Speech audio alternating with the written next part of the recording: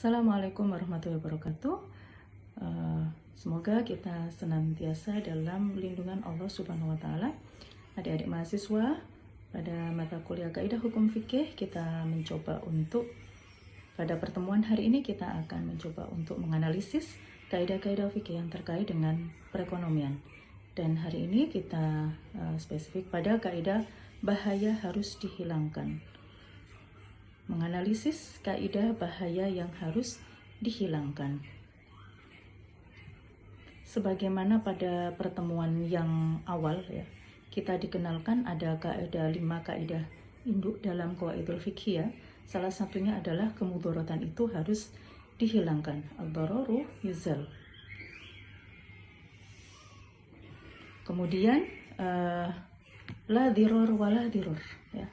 Kita sebagai manusia harus dijauhkan dari idhror, yaitu tindakan menyakiti, baik oleh dirinya maupun oleh orang lain, dan tidak menimbulkan bahaya dalam arti menyakiti pada orang lain. Tidak boleh mudorot dan membalas kemudorotan. Ini terkonkret menjadi sejumlah hukum fikih yang bersifat furu'. Di sini kita dikenalkan khiyar. Ada khiyar syarat, ada khiyar ru'yah, ada khiyar aib. Khiyar syarat dalam jual beli baik atau baik untuk menghilangkan kemungkinan terjadinya kerugian pada orang yang belum berpengalaman dalam transaksi jual beli. Kemudian khiyar ru'yah mengandung unsur menghilangkan bahaya atau kerugian yang muncul dari kondisi barang yang tidak sesuai dengan spesifikasi yang disebutkan saat transaksi. Kemudian di khiyar aib ada cacat, dan cacat pada barang tersebut tidak diketahui oleh pembeli. Kemudian al-hijr, sini maknanya apa? Pembatasan wewenang dalam mentasarrufkan hak milik, membatasi banyak faktor yang melatar belakanginya. Antara lain misalkan di sini masih kanak-kanak, ya, belum balik.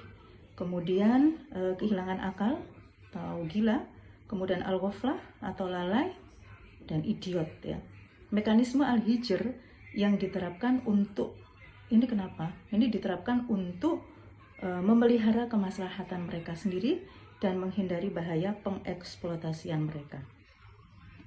Kemudian kisos dalam konteks jiwa dan hudud disyariatkan untuk menepis bahaya yang menyeluruh dari masyarakat dan memelihara kelima prinsip doruriyat.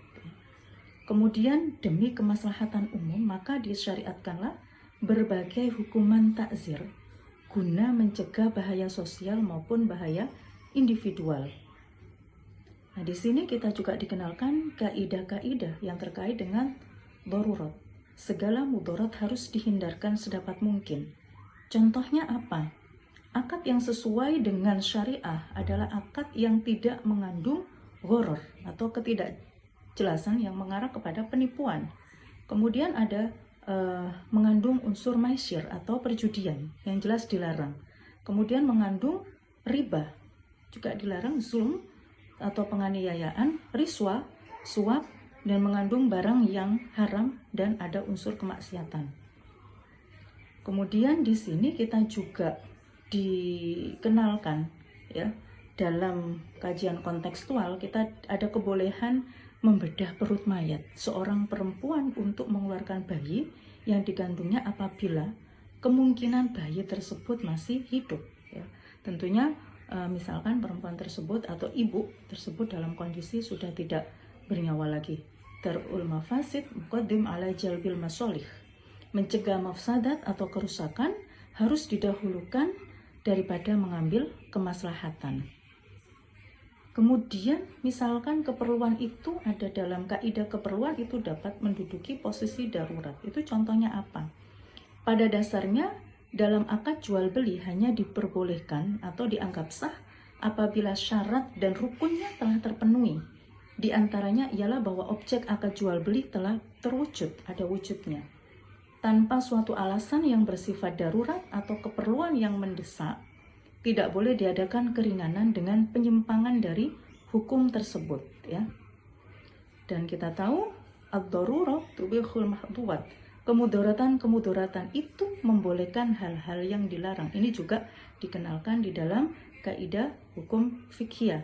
Tidak ada hukum haram beserta darurat dan hukum makruh beserta kebutuhan. Ini juga dikenalkan di dalam kaidah hukum fikih muamalah atau kaidah hukum fikih ya. Demikian para mahasiswa, kita nanti akan melanjutkan diskusi yang terkait dengan contoh-contoh, mungkin selain contoh-contoh yang telah disebutkan tersebut ya.